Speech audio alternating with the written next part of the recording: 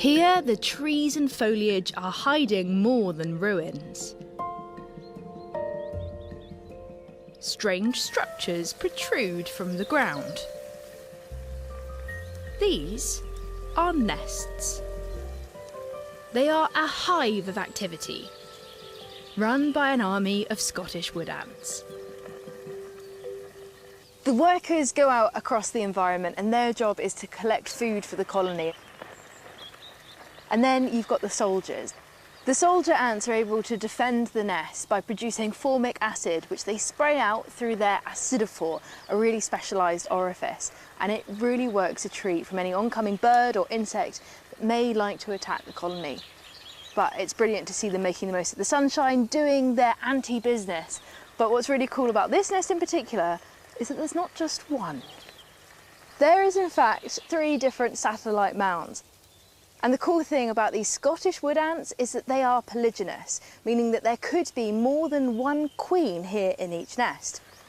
But what we're seeing above the ground here really is just the tip of the iceberg.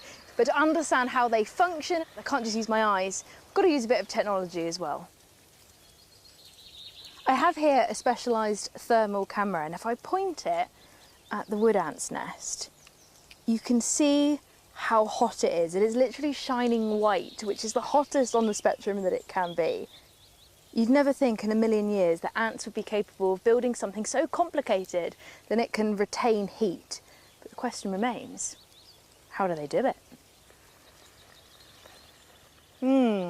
Well, we have very carefully conducted a Scottish wood ant nest for you to feast your eyes upon.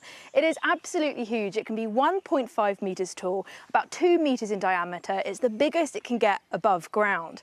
And it essentially acts like a top solar conductor. The sunlight comes down and it warms up the entire area because ants need temperature, a stable temperature, around 28 to 30 degrees Celsius to make sure their metabolic rate is stable, to make sure they're able to grow and develop in the colony.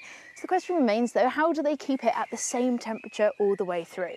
Well, you can see illustrated in red here in the centre, we've got a much warmer part of the nest.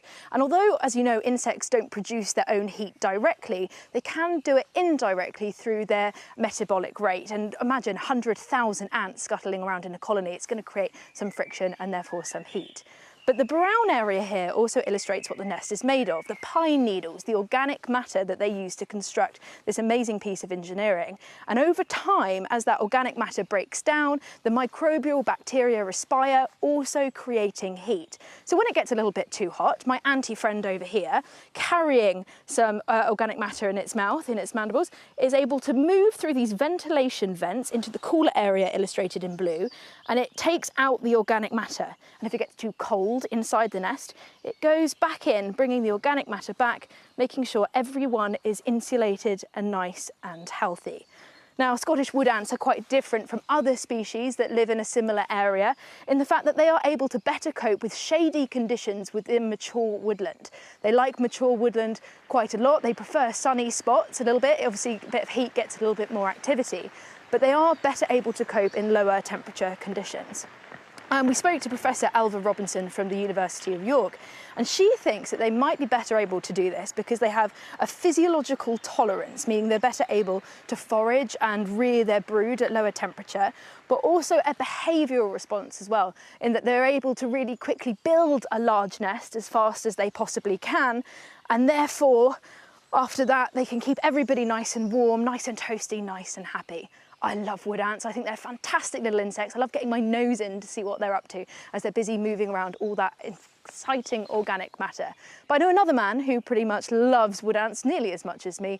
Let's head back over to Arn now, where Chris and Michaela are waiting for us. Do you love a wood ant? I do love a wood ant. I think ants are the perfect example of how little things can make a big difference. But I'm going to give you an anti-fact. Did you know that if you weighed all the ants in the world, they'd weigh the same as all the people in the world? Did you read that on a lolly wrapper in the 1960s? Listen, I'd like you to prove me wrong by gathering all the ants in the world and putting them on a weighing machine.